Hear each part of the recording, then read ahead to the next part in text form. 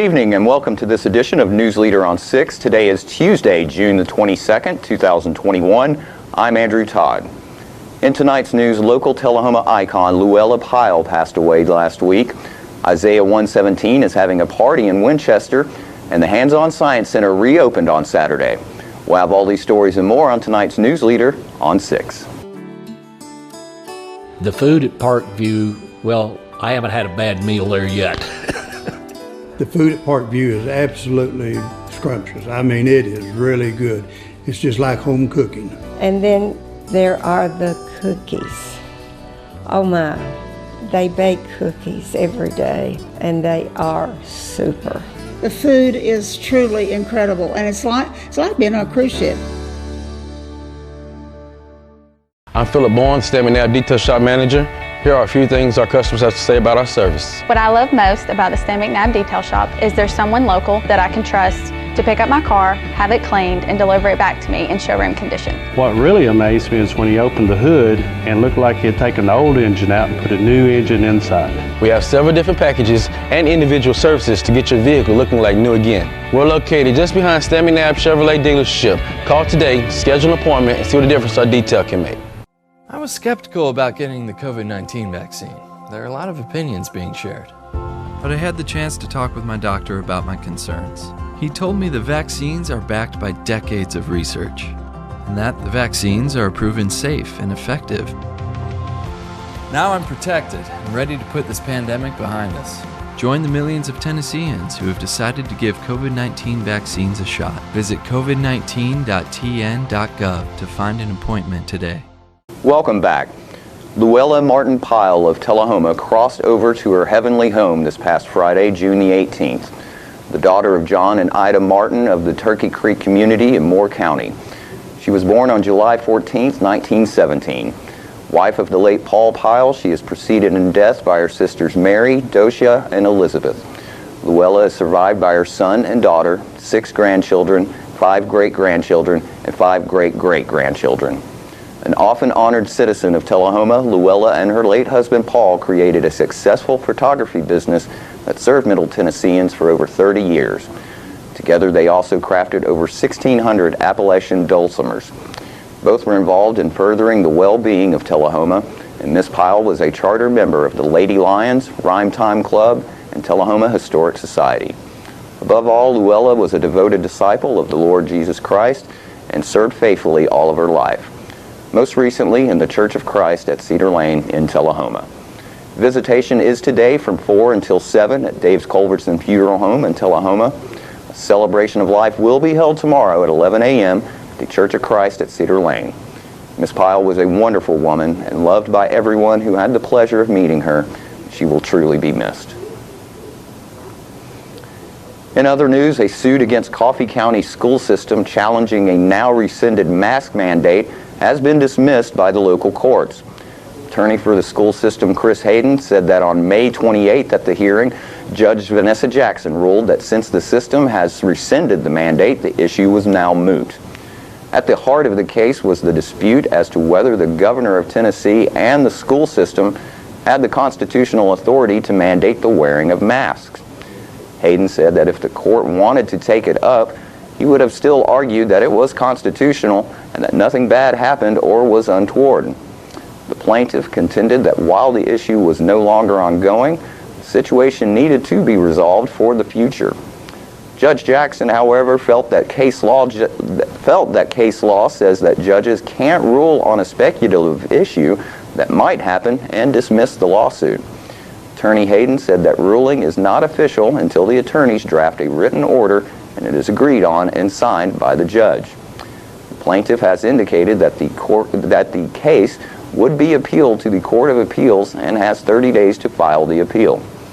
Coffee County Schools issued the mask mandate on August 10, 2020, and the board rescinded it April 27th of this year. Manchester resident Heather Murchison, mother of Coffee County Central High School student Nico Sanfilippo, filed the lawsuit against Director of Coffee County Schools, Dr. Charles Lawson, and the Coffee County Board of Education on or around August 14th of last year. According to a letter sent to the school system, The attempt by the school board to enforce a mask mandate is an impermissible attempt to circumvent Tennessee state law and directives in the area. Pursuant to Executive Orders 38, 54, and 55 issued by Governor Bill Lee, only county mayors or local health departments are afforded the authority to implement orders requiring or recommending the wearing of face coverings within their jurisdiction. No authority is granted to local school boards or individual schools to enact such mandates. And after these messages, we will be right back. It is wonderful living here. I don't have responsibilities of a house. I don't have all the work that goes with a house, and you can just relax here and be happy. There's no set thing that you have to do.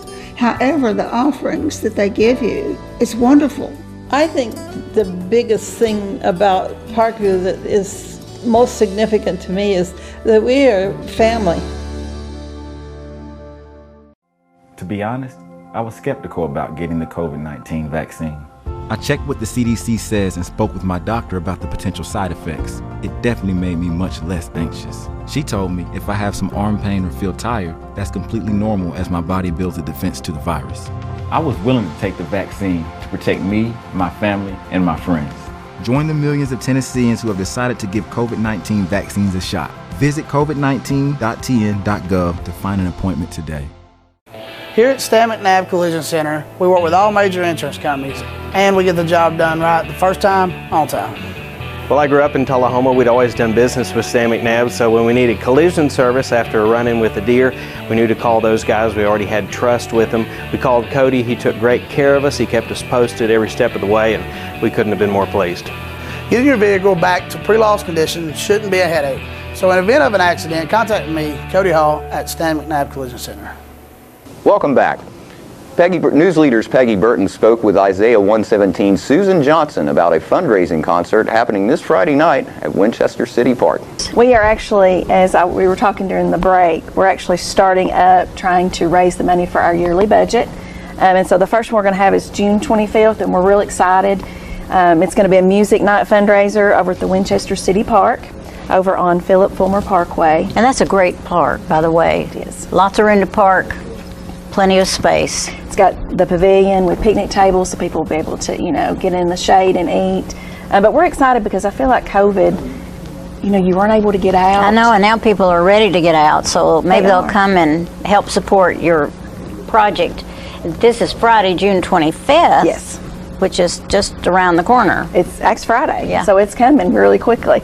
The great thing I think is, we just really want that night. This is kind of different. This is the first time we've done this.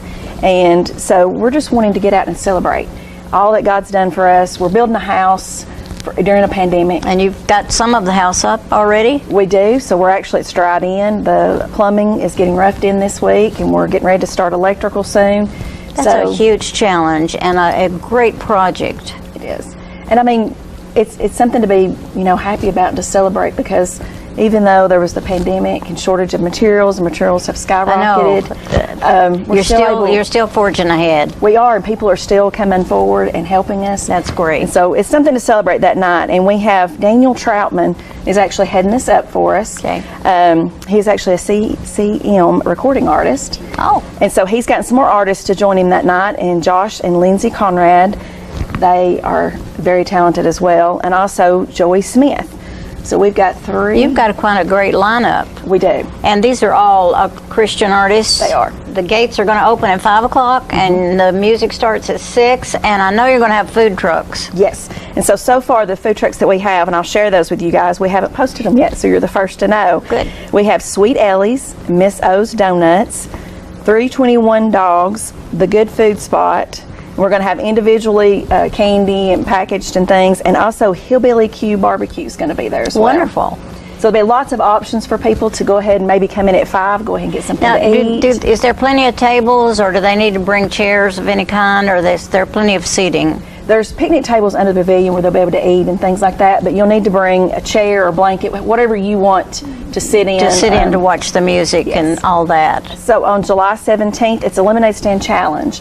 And the cool thing is, any group that has an Isaiah 117 house, whether it's an open home or an expansion, we're all doing lemonade stand challenges. So that's all across the state of Tennessee. I don't understand what that is. Tell me what it is. So the Isaiah 117 House, there's different groups in different counties and even different states that are doing the same thing we're doing. They're trying to raise money to help open a home for Removal Day for children. Yeah. And so everywhere that they have an Isaiah group, we're all going to be having lemonade stands. And that's just a day that we're going to try to... That's a neat thing. It is, and we want people to get out and compete. And last night we actually come up with the idea that whoever wins, we'll do an ice cream sundae party for them. And some of our team members will come out and serve ice cream and do that for the kids or whoever wins. For people out there that are not totally aware of what Isaiah House means, give them a quick rundown of who actually benefits from this production. So Isaiah 117 House provides care for children who are awaiting foster placement. We will serve as a transitional place from children from the time they're removed by the Department of Children's Services until they go to their foster placement. And that wait could be hours and it could be days. So currently what they do is when a child is removed, they take that child usually to the office, to Department of Children's Service office, a conference room. In Grundy County, we don't have a Department of Children's Service office. So sometimes our children are taken to offices at our county jail. And then if the wait's going to be a while, they will drive them off the mountain to a Department of Children's Service office. So it's a huge responsibility. Children must be frightened, and it's so nice to have a place that's more like home. It is, and that's what we want, is a home environment where volunteers are going to be there just to be an extra set of hands for the caseworkers. The caseworkers will stay with that child. It's not a placement. They're not going to live there, but it's just that in-between place of finding placement. They'll also leave the house with supplies to go to their foster placements. So whether it's beds or clothes, whatever they need, we're going to provide You're that going to provide that. And we're actually already doing that with Department of Children's Service. So when they have a need, we're sending food to the office sometimes, sending supplies, whatever we can do to help even before our homes open. They can go to our Facebook page, Isaiah 117 House Coffee, Franklin and Grundy, or you can go to Isaiah117house.com. And my phone number's on the screen, so they're welcome to call or text me. And the lemonade stand challenge, I will explain that briefly. All you have to do is if you want to have a lemonade stand, we love for the children to get involved. This is a time that children can help other children. Yeah. So it's real simple. Decide on your location, to pick your hours. You let us know where it's going to be. We're going to blast that on social media to get you some business. And then you just set up the lemonade and let people donate. We ask you not to charge and let them donate. So you're selling it, but you're not keeping the money for yourself. Well, they're going to donate. It's a wonderful donation. It's good for kids to help with that. Well, I encourage everybody to support this wonderful organization. And we'll be right back with more News Leader after these messages. It's not invoice. It's not MSRP. It's not Christmas Day, although it may feel like it. It's the lowest prices in Middle Tennessee, period. Get to Stan McNabb Chrysler Dodge Jeep Ram or Stan McNabb Chevrolet Buick GMC Cadillac before these prices are gone forever.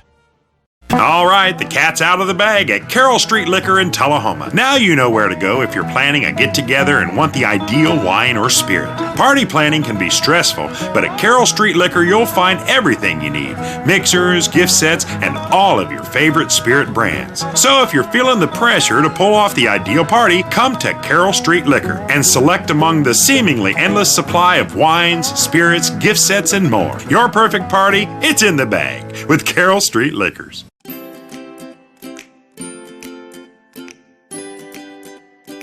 Hello, I'm Ray Norris, Mayor of Tullahoma.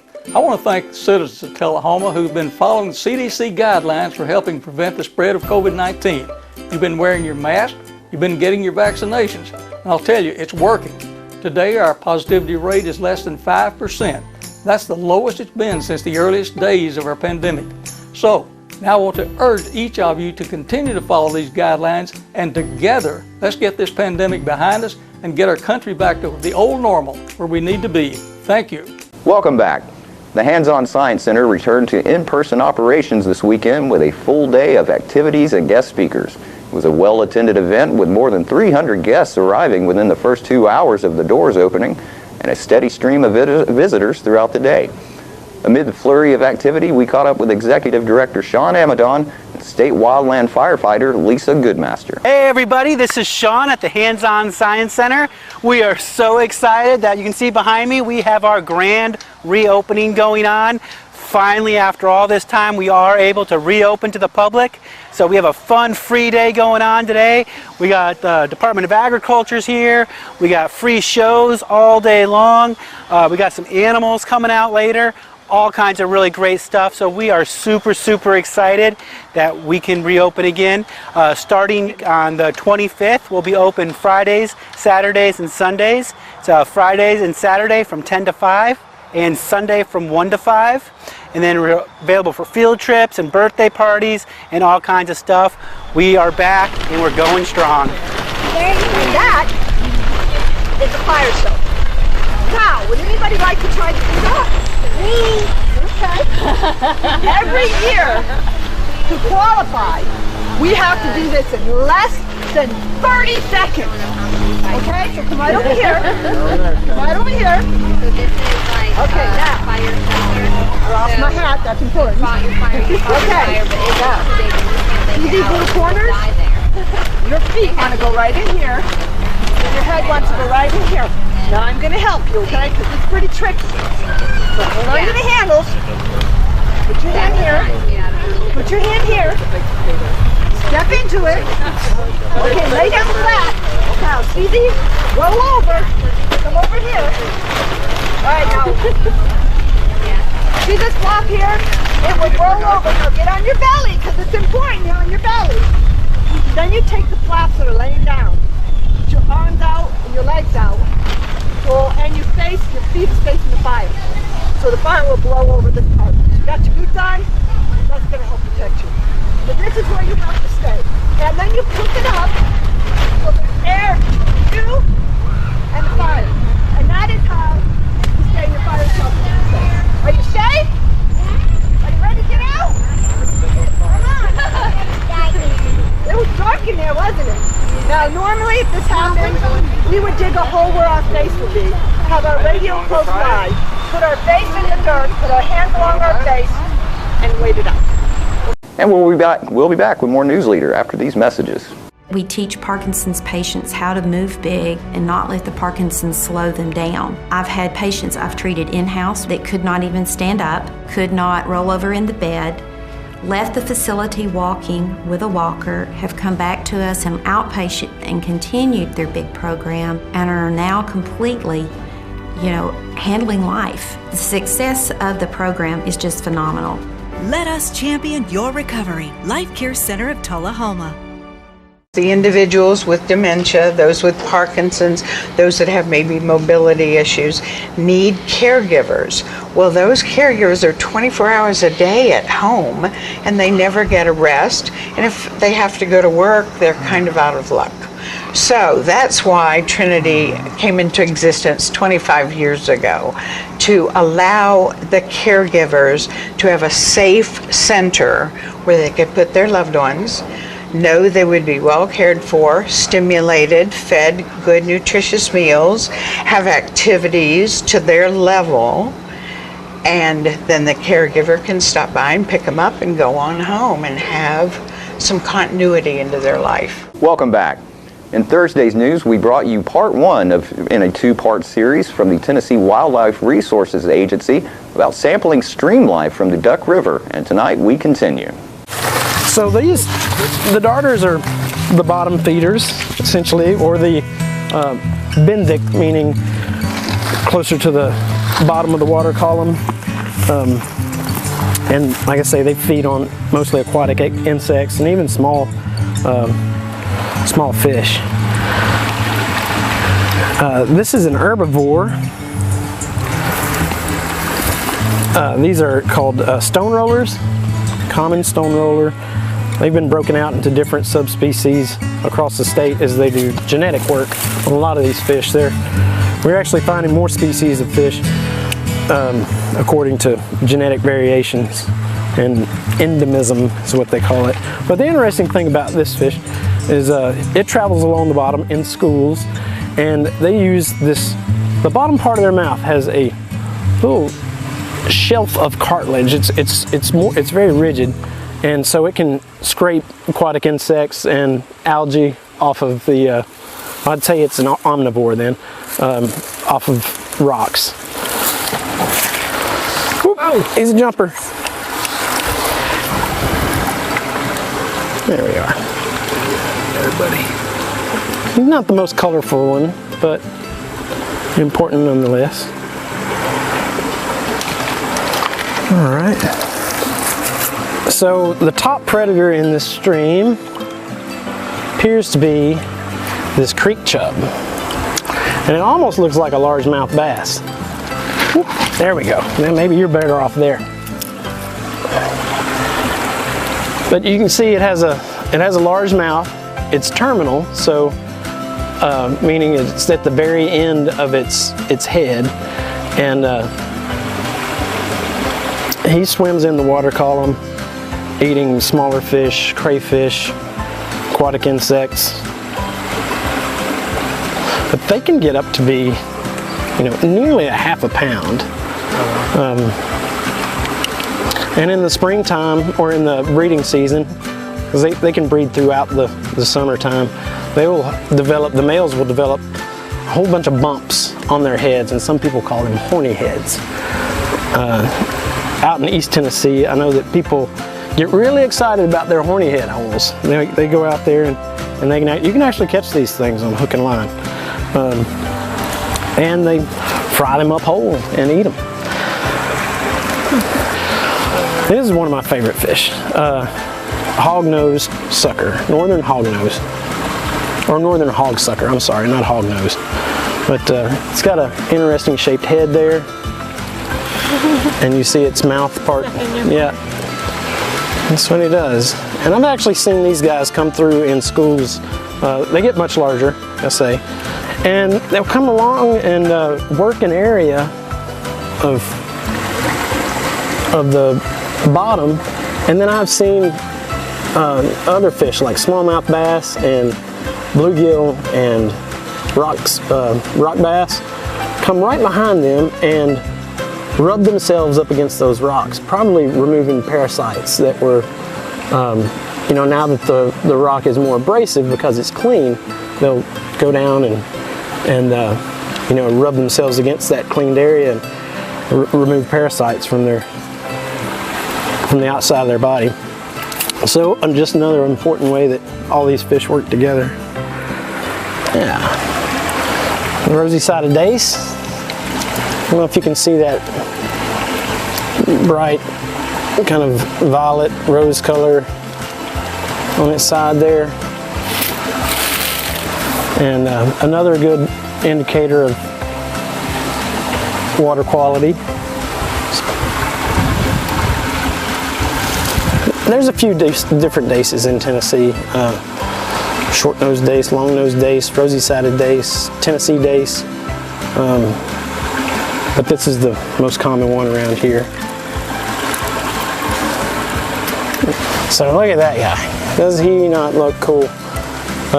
Big mouth, big buccal cavity. So you can imagine he takes small crayfish, other small fish, aquatic insects like this. I can't tell if it's a stonefly on my pinky there or not. My eyes aren't so good anymore, but he would definitely eat that. The darters would eat that. His profile keeps him fixed to the bottom of the swift water environment. You'll find these in riffles and swift runs. He uses those long pectoral fins to fan out, and the water pressure and hydrodynamics keeps him stuck to the bottom there.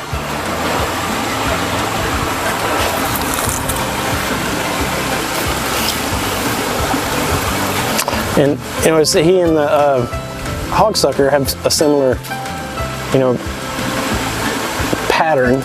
color pattern, which camouflages them from predators above.